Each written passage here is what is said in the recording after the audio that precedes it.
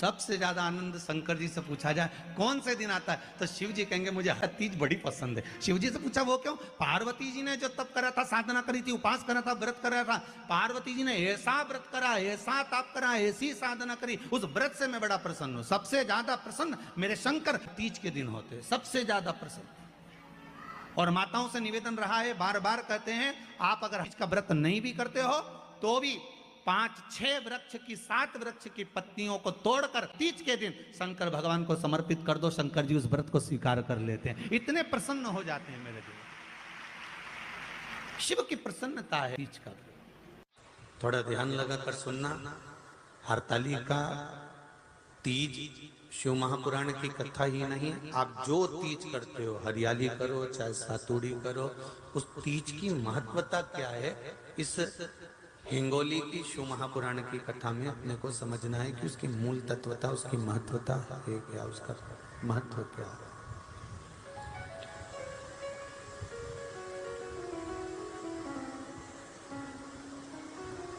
भगवान ब्रह्मा, भगवान विष्णु और भगवान शिव,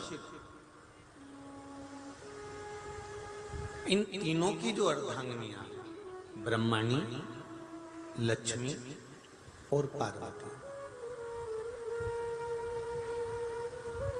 इन तीनों ने तप कर कर, साधना कर कर ब्रह्मदेव को, भगवान विष्णु को और भगवान शंकर को प्राप्त किया। और तीनों ने प्राप्त कर कर तीनों देवताओं से वर मांगा कि वर हमको ऐसा दीजिए कि हमारे तप साधना का फल नारी को तीज के दिन प्राप्त हो जाए। अब देखिए जरा, एक ही व्रत से, एक ही उपवास से उसको संपूर्ण तप साधना का फल प्राप्त हो रहा है, संपूर्ण तप साधना का फल उसको मिल रहा है। मात्र एक व्रत से, केवल एक व्रत कर रहे हैं, संपूर्ण तप साधना का फल उसको प्राप्त हो रहा है। ऐसा कोई व्रत, ऐसी कोई साधना, ऐसा कोई शंभो शरण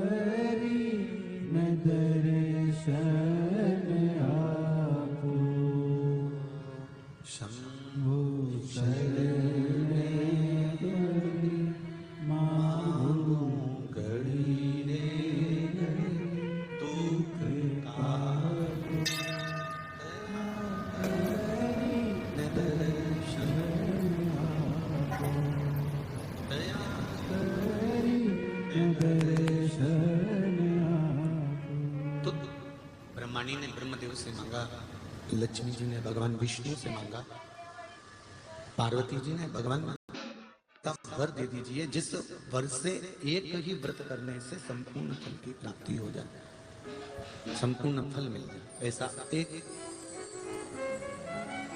व्रत का फल दे दीजिए, मात्र एक व्रत का। अब देखिए, हरियाली तीज करने वाली माताएं थोड़ा ध्यान से सुनना।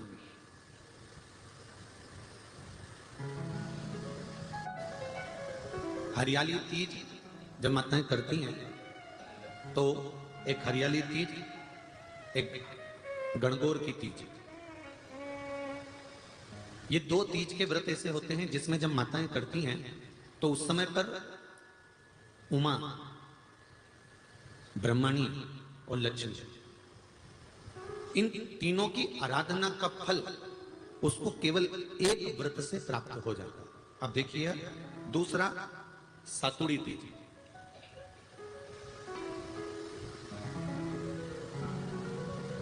इसमें उमा और महेश्वर, उमा और महेश, ब्रह्मणी और लक्ष्मी,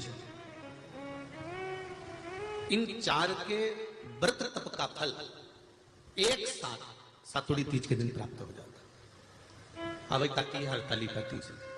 आप लोग करते हो हरतालिका? यहाँ लोग करते कि नहीं करते? करते हैं यहाँ पे हरतालिका?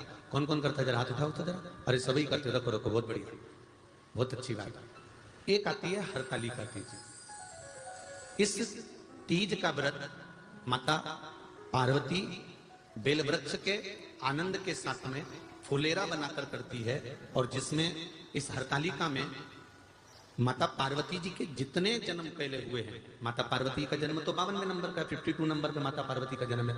इससे पहले तो माता के 51 जन्म पहले हो चुके, 51 जन्म माता पार्वती का पहले हो चुके। तो वो जितने जन्म माता पार्वती पूर्व में ले चुकी हैं, ब्रह्माणी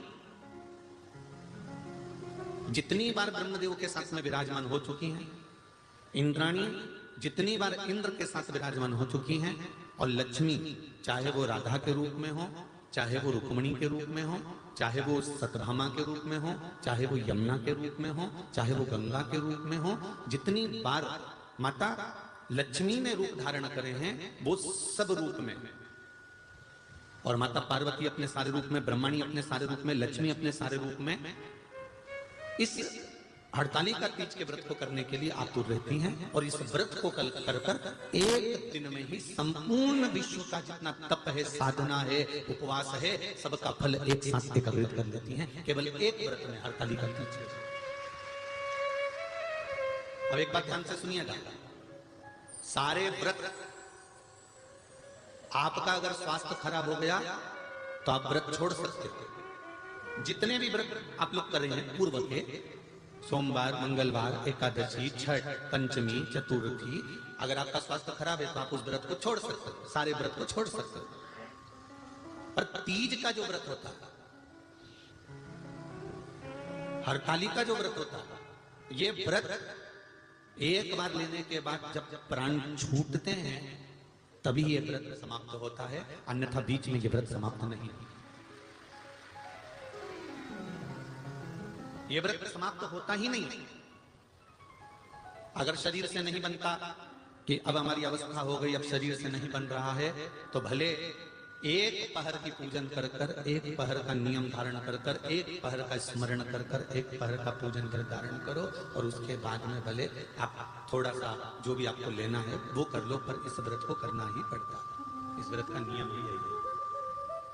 इस व्रत पार्वती मैं तुम्हें प्राप्त हुआ हूं, यह हरतालिका तीज के व्रत का फल है। शिव जी कहते हैं पार्वती, जो नारी हरतालिका तीज के व्रत का स्मरण करती है, फुलेरा जो बांधा जाता है उसमें 5 माला से ज्यादा माला लटकना चाहिए, 5 से कम नहीं। कितनी? जैसे माला जो लटकाते हो वो 5 से ज्यादा होना चाहिए। 5 तो जया, विषहरा, सामरीबारी, दौतली, देव, इससे अधिक होगी चलेगा, पर इससे कम फुलेरे के अंदर माला नहीं होना चाहिए महाराज। दूसरा, फुलेरा जहां हरतालिका व्रत हो वहीं पर बांधा जाता है। हरतालिका तीज का व्रत एक ऐसा व्रत होता है जो मरते दम तक रहता है।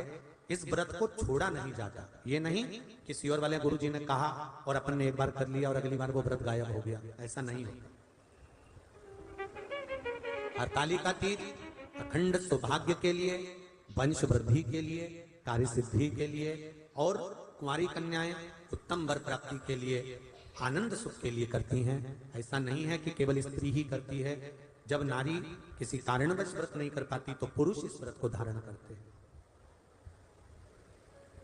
30 अगस्त को, यही 30 तारीख को, कल 29 है, परसों 30 तारीख को हरतालिका तीज रहेगी। आप सब अपने हृदय से, मन से इस व्रत को कर कर अपने जीवन को सार्थक बनाइएगा।